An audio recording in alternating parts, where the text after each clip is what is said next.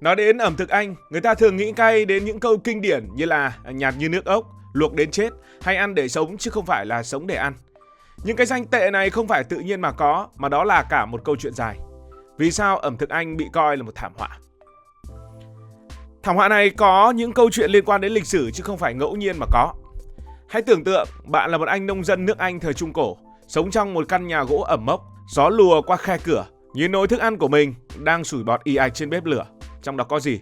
Một đống lúa mạch nhạt nhẽo, vài củ cải teo tóp, một ít đậu khô từ mùa trước. Và nếu hôm đó thần may mắn mỉm cười thì có thêm vài miếng thịt vụn từ con lợn còm mà ông hàng xóm quên cho ăn. Gia vị thì mơ đi. Tiêu ư, quế ư, hay nghệ tây ư, tất cả đều quý hơn cả vàng. Chỉ có mấy ông quý tộc lắm tiền nhiều của mới dám rắc vào món ăn để mà khoe mẽ. Dân đen như anh nông dân kia thì làm sao mà có thể mơ nổi. Cố chút thêm chút muối để mà kiếm được từ bờ biển lạnh lẽo, thêm tí bạc hà mọc sau nhà cho sang mồm, rồi ngồi nhai mà tự an ủi. No là được, ngon làm gì cho nó mệt. Trong khi đó, bên kia eo biển Manx, người Pháp đã bận rộn với những món thịt hầm thơm lừng mùi thảo mộc, nước sốt rượu vang đỏ và bánh mì nướng giòn tan. Họ nhìn sang Anh, thấy cái cảnh luộc rau củ đến nhũn rồi ăn với vẻ mặt cam chịu và cười khẩy. Mấy người này nấu ăn hay nấu cám lợn thì không biết. Từ đó cái mác ẩm thực Anh thô sơ ra đời, như một vết sẹo thời gian mà người Anh chẳng buồn gãi. Nhưng rồi hãy nghĩ xem, hồi đó ai cũng nghèo, ai cũng luộc rau, tại sao chỉ mình người Anh bị chê? Có lẽ vì họ không biết PR như người Pháp mà thôi. Đến thế kỷ 17 rồi đến thế kỷ 19, người Anh đã vung tay bá chủ thế giới. Lá cờ Union Jack của họ đã ngập tràn khắp nơi. Từ vùng Ấn Độ nổi tiếng với cà ri, qua Caribe với nhục đậu khấu, Bắc Mỹ thì có rất nhiều mật ong và ngô ngọt. Và bạn nghĩ rằng một đế quốc hùng mạnh như vậy thì đồ ăn bây giờ chắc phải rất ngon. Nhưng đời không là mơ. Người Anh nhìn đống gia vị quý giá từ thuộc địa rồi gãi đầu. Trông cũng ngon đấy, nhưng để làm gì? Thôi, cứ nướng miếng thịt bò, luộc thêm củ khoai dưới nước gravy là xong. Trong khi người Hà Lan biến tiêu đen thành linh hồn của món hầm, Tây Ban Nha dùng nghệ Tây làm những món của mình, thì người Anh vẫn kiên định với triết lý, đơn giản là chân ái. Thậm chí khi học món curry từ Ấn Độ, một tuyệt phẩm cay nồng, thơm phức với cả tá gia vị, người Anh lại sáng tạo ra phiên bản nước thịt loãng toẹt, rắc tí bột cà ri mua ở chợ, cay nhẹ như mũi đốt, ăn với cơm nhão hoặc thịt nguội. Người Ấn Độ nhìn cũng muốn phát khóc. Trời ơi, chúng tôi cao bạn cả kho báu ẩm thực, sao bạn lại biến nó trở thành nước rửa bát như thế này?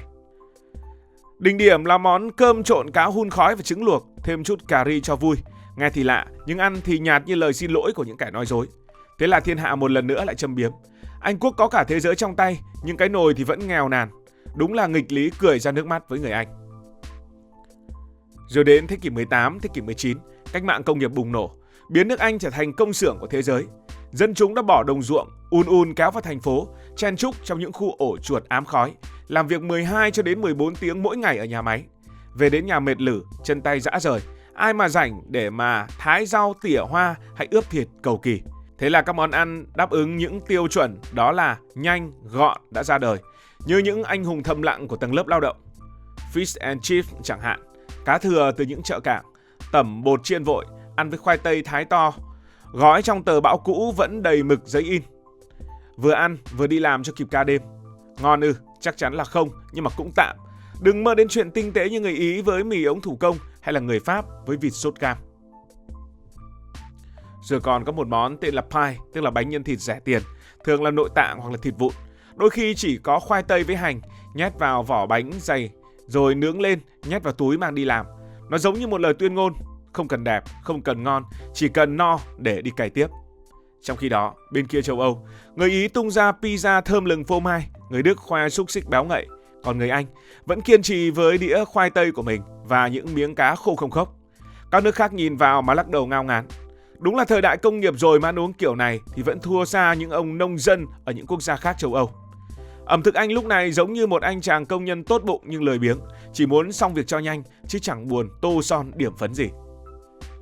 Nhưng cú knock out với ẩm thực Anh thực sự đến trong Thế chiến thứ nhất và Thế chiến thứ hai, khi cả thế giới nếm mùi bom đạn, còn người Anh thì nếm mùi rau luộc nhừ. Chiến tranh khiến Anh rơi vào khủng hoảng lương thực trầm trọng. Thịt bò ngon, đường ngọt, trái cây tươi chắc chắn là không có. Chính phủ Anh phát tem phiếu ép dân chúng sống bằng khoai tây, bắp cải, cà rốt, luộc lên, nhừ ra, ăn với vẻ mặt cam chịu như vừa bị phạt. Thịt thì sao? Tất nhiên là toàn những loại rẻ như là gan, thận hoặc tệ hơn là spam. tức là thịt hộp dai như cao su, mặn chát, cắn vào mà tưởng đang nhai dép cao su khét cháy. Đỉnh cao là món Golden Pie, bánh nhân rau củ không thịt, không bơ, không gia vị, do Bộ Lương thực Anh sáng tạo để tiết kiệm. Ăn thử một miếng bạn sẽ nói, tôi sống để làm gì? Để chịu khổ như thế này hay sao? Chính phủ còn tung ra chiến dịch tuyên truyền, ăn rau củ là yêu nước, hãy tiết kiệm cho binh lính ngoài chiến trường.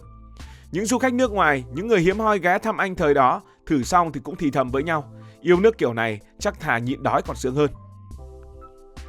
Sau chiến tranh, Pháp ngay lập tức quay trở lại với những món ăn béo ngậy với rượu vang đỏ sóng sánh và bánh mì giòn tan, thì người Anh vẫn tiếp tục vật lộn với đĩa rau luộc xám xịt và miếng thịt hầm nguội lạnh.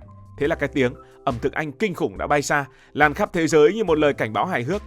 Người ta kể lại với vẻ mặt kinh hoàng, đừng đến Anh nếu bạn yêu cái dạ dày của mình. Đúng là một thời kỳ đen tối mà người Anh chắc chắn cũng muốn quên đi, nhưng thiên hạ thì vẫn nhớ mãi.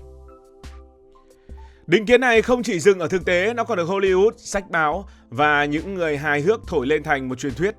Trong phim Mỹ, cứ nhắc đến đồ ăn Anh là người ta sẽ nói, ồ lại khoai tây luộc với thịt hầm à, thà ăn giấy còn ngon hơn. Những nhà văn người Pháp thì viết sách chế nhạo, người Anh nấu ăn như thể họ đang trừng phạt cái dạ dày của chính mình. Có một câu đùa nổi tiếng như thế này dù không biết là ai nghĩ ra, họ sẽ nói, ở Anh có 3 loại rau, khoai tây luộc, khoai tây nghiền và khoai tây chiên, còn lại đều là đồ trang trí. Rồi đến thập niên 50, 60, khi du lịch toàn cầu bùng nổ, khách nước ngoài kéo đến Anh háo hức thử ẩm thực đế quốc. Kết quả là sao? Họ được mời một đĩa thịt nướng khô khốc, rau luộc nhũn như cháo và chút nước đục ngầu. Về nước, họ kể lại với vẻ mặt kinh hoàng, trời ơi, tôi tưởng Anh là đế quốc vĩ đại, hóa ra cái bếp của họ còn thua xa cái lò của bà tôi. Trong khi đó thì tất cả những nước khác đều có những nét độc đáo, những nét văn hóa ẩm thực của mình. Ngay cả Ấn Độ cũng làm người ta mê mẩn với món cà ri. Còn Anh, ngậm ngùi ôm đĩa cá chiên nguội lạnh và khoai tây chiên mềm oặt, chẳng buồn thanh minh. Cứ thế, cái mác tệ của ẩm thực Anh dính chặt vào văn hóa của người Anh, dù thật ra người Anh cũng có những món ngon mà thiên hạ cố tình lờ đi hoặc không biết đến. Với người Việt Nam thì sao? Định kiến này lại càng dễ hiểu vì chúng ta lớn lên trong thiên đường ẩm thực, từ phở bò, từ bún chả, từ bánh xèo, vân vân và vân vân. Ăn là phải đã cái miệng, phải đủ chua cay mặn ngọt, phải có rau thơm, phải có nước chấm. Hãy thử tưởng tượng bạn sang Anh, người ta bưng ra một đĩa thịt bò nướng khô queo, bên cạnh là khoai tây luộc trắng nhợt, không có nước mắm, không ớt, không rau sống. Bạn sẽ nghĩ gì? Người Anh có thể tự hào với Sunday roast hay fish and chips, nhưng với người Việt, thiếu nước chấm là thiếu hết linh hồn. Nhưng dù sao câu chuyện này cũng chỉ mang tính tương đối mà thôi, bởi vì ẩm thực hoặc những cái gì cho vào mồm thì cũng đều là tương đối cả. Vì cái ngon hay là không ngon còn tùy vào khẩu vị, tùy vào cái miệng, tùy vào cái lưỡi và tùy vào cảm nhận của mỗi người. Còn bạn thì bạn nghĩ sao?